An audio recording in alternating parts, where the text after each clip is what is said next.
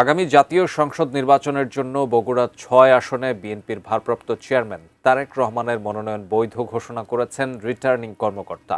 এদিকে ঢাকা জেলার ২০টি আসনের মনোনয়নপত্র যাচাই বাছাইয়ের চূড়ান্ত সিদ্ধান্ত জানা যাবে আজ। বগুড়া থেকে বিস্তারিত জানাচ্ছেন উত্তরাঞ্চলীয় প্রতিনিধি চপল সাহা। চপল, বগুড়া ৬ আসনে জনাব তারেক রহমানের মনোনয়ন বৈধ ঘোষণা করেছেন। এই নিয়ে নেতাকর্মীদের মাঝে আপনি কেমন উচ্ছ্বাস দেখতে পাচ্ছেন?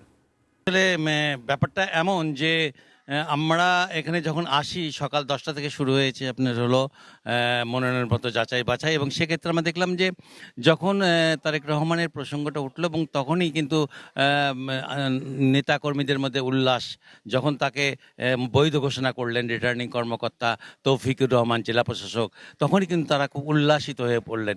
কারণ সবাই আশা করছিলেন যে প্রথমেই হয়তো তার নামটা উঠবে, এবং প্রথমেই তার নামটা উঠেছে এবং তাকে ভারপ্রাপ্ত চেয়ারম্যানকে তারেক রহমানকে তারা মনোনীত করেন। এবং আরেকজন মনোনীত হয়েছেন সেটা হলো জামাতের হলো আবিদুর রহমান সোহেল।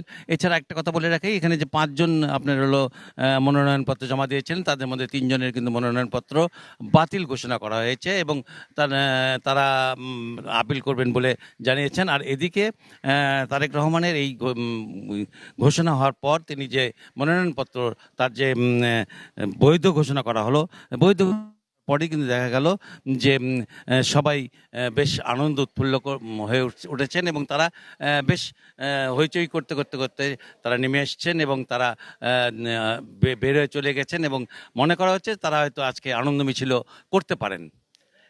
মোটামুটি এই ছিল আমার কাছে সর্বশেষ তারিখ।